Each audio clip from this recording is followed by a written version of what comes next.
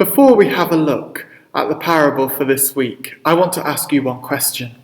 What makes a good Christian? Is it their behaviour, their attitude, the position they hold within a church, the amount they volunteer at church activities, or is it that they wear a uniform and/or have red epaulets on their shoulders? Can these attributes, considerations, and items of clothing actually tell us about the quality of someone's Christian life? Realistically, no matter what clothes we wear and the behaviour that we do or the service that we do, the quality of someone's Christian's life cannot be truly seen by the exterior elements of a person. Just because someone gives themselves in service to God, it doesn't mean that they are truly in right relationship with Him. The parable that we're looking at today, found in Matthew chapter 20, verses 1 to 16, can make us question what makes a good Christian. And it isn't always the things that we expect. As I have read and reflected on this parable, I feel that we can see the generous and loving heart of God countered with the leaning towards self-importance and self-service found within humanity. This parable is found in a part of Matthew's Gospel just before the Holy Week Passion narrative begins. Jesus has just spoken through how the greatest will be the least, and vice versa, in conversation with a rich man just before he tells this story. And this is a continuation of those themes. We have the character of the landowner, a representation of God, and also the workers he employs, representing the people of God, and this includes us. Let's have a look at the landowner character. To own land, the landowner would have been wealthy and as such would most likely have had a large family and servants within his household already. In theory, there would have been enough in the workforce already there to work in the vineyard. The landowner wouldn't have needed to hire out external workers, and yet that's what he chooses to do. This action to hire external workers would have been a generous and gracious act to those he hires. God doesn't need us for him to be active in this world. Yet by his grace and love for us, he chooses to invite us into involvement in his cultivation of his kingdom. This truth is evidence of the love of God for each individual in his creation.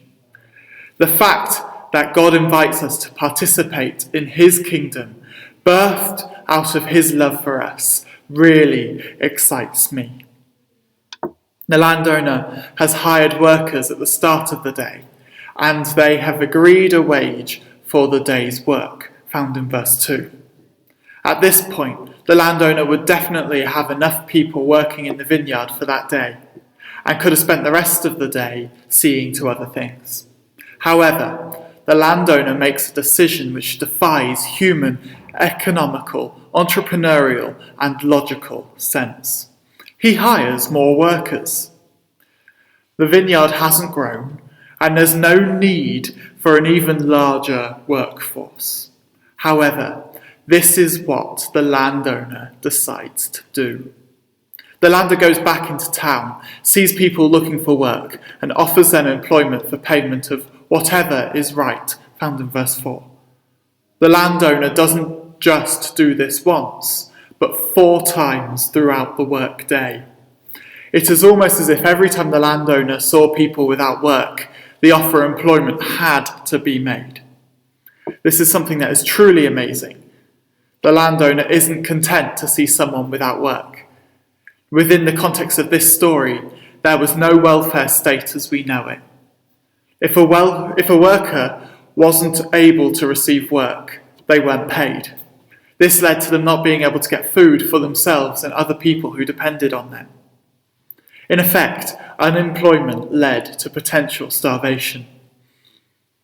The landowner was not content to see anyone in this situation. and invites all people seeking employment to work in the vineyard. Can you see a reflection of this in God's offer of salvation? God sees his creation and all humanity and isn't content to see people sat around waiting for an opportunity of life. Every person, therefore, has the offer by God to enter into his vineyard. Within the Old Testament, the imagery of a vineyard would represent God's people. If we take this imagery within this parable, God is not content with anyone not having the offer of being a part of his people. As the landowner continually sought out other workers, God continually offers salvation to all creation and all humanity. The working day in this parable would have begun around 6 a.m. and ended around 6 p.m. The initial workers would have put in around 12 hours work. The next team of workers would have done 9 hours, the third team doing 6 hours, the fourth doing 3 hours, and the final team doing just 1 hour of work. At the end of the day, it comes time for the payment. Those who have worked all day were paid last and would have watched everyone else receive their payments. The final team were paid first, and they received a full day's pay for just 1 hour of work. It turned out that each and every team all received the same amount of pay, much to the frustration of the first team, who thought they would receive more than they had contractually agreed at the beginning of the day. This highlights the upside down nature of God, which can directly counter human logic. In all honesty, most of us would have split the day's pay down by hour and given each worker what they had earned based on the hours worked. However, this is not how the landowner worked.